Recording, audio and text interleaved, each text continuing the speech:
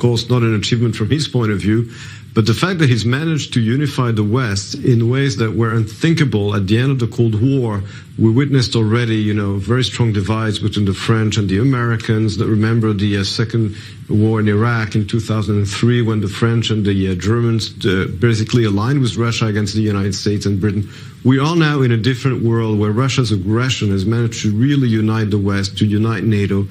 And even, as you said, neutral countries such as Sweden and Finland that, of course, are part of the West. I mean, they're both members of the European Union, but they were not members of NATO. The fact that they're making the decision to be no longer neutral goes to show that they really perceive, and for right reasons, Russia as an immediate threat.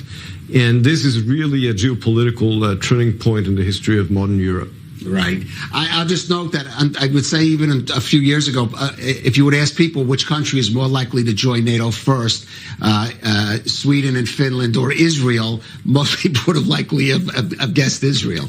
Yes, even though the case of Israel is different because obviously, Israel being a country at war with some of its neighbors and definitely still in a state of war with Syria and Iraq, for example, at least officially, that would too much complicate NATO's strategy. And also Israel never really was interested in joining NATO because that would potentially limit its freedom of action. So I think in the case of Israel was never really relevant. There are partnerships between Israel and NATO, but it would too much complicate NATO's strategy, and it might potentially limit Israel's freedom of action. That's true under current circumstances. But again, if you would have said Sweden and Finland would be joining NATO, that really... And the Swedes are even providing weapons to the Ukrainians. Who would have thought? Who would have thought? Dr. Emmanuel Navon, thank you for that.